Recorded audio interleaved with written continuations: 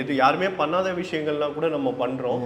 But இருந்தாலும் வந்து அதுக்கேத்த அந்த வருமானம் வந்து நம்ம நெனச்ச அளவு வரலையே அப்படின்ற ஃபேக்டர் ஒண்ணு இருக்கு. இத தாண்டி நம்ம இந்த சிச்சுவேஷன்ல ஹேண்டில் பண்ணி அடுத்த ட்ரிப் வேர்ல்டு ட்ரிப் இவங்களுக்கு இதெல்லாமே காட்டணும் அப்படின்ற ஒரு பேஷன் ஒண்ணு இருக்குல்ல. இந்த 2த்துக்கும் அத எப்படி மேனேஜ் பண்றது? ஆக்சுவலா வந்து யூடியூப் எனக்கு என்ன வந்து வர காசுல நான் வந்து செட்டில் ஆயிரணும், வீடு கட்டி செட்டில் ஆயிரணும்னு நினச்சிருந்தேன்னா நான் அப்பயே பண்ணிட்டு இருப்பேன்.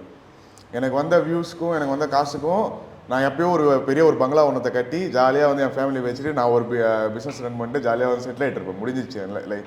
பட் ஆனால் வந்து என்னுடைய எய்ம் அது கிடையாது.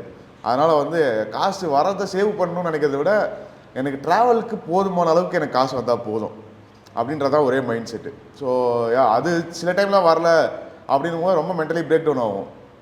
பட் ஏதோ கொஞ்சம் சேவ் பண்ண அமௌண்ட் இருந்ததுனால அப்படியே வந்து கண்டினியூ பண்ணிட்டு ஓட்டிட்டு வந்துடுவோம். பட் சில டைமில் வந்து முடியவே முடியாது. கண்ணெலாம் கலங்கி அழுகையே வந்துடும். என்ன பண்ண போகிறோன்னே தெரியலையடா அடுத்து அப்படின்னு. அந்த மாதிரி சுச்சுவேஷன்லாம் இருக்கும். பட் அதெல்லாம் வீடியோவில் காமிக்கவே முடியாது நம்மளால். ஏன்னா வந்து ஒரு மாதிரி நம்ம புலம்பிகிட்டே இருக்க மாதிரி ஆயிரும். அதுவும் நம்ம ரொம்ப அதிகமாக வீடியோவில் சொல்லிகிட்டே இருந்தோம். நம்மளுக்கும் மோஸ்ட்லி கஷ்டம் தான் அதிகமாக இருக்கும். அதை நம்ம எல்லாத்தையுமே மறைச்சிக்கிட்டு இருக்கிற ஒரு ஹாப்பினஸ் எல்லாத்தையுமே வந்து ஷேர் பண்ணணும் மோஸ்ட்லி. ஸோ அந்த மாதிரி டைம்லாம் ரொம்ப கஷ்டமாக இருக்கும். வியூஸ்லாம் வரல அப்படின்னும் போது அது இன்னும் வந்து ரொம்ப இம்பாக்ட் பண்ணும். காசும் இல்லை, வியூஸும் இல்லை, என்னதான் பண்ணிகிட்டு இருக்க நீ அப்படின்ற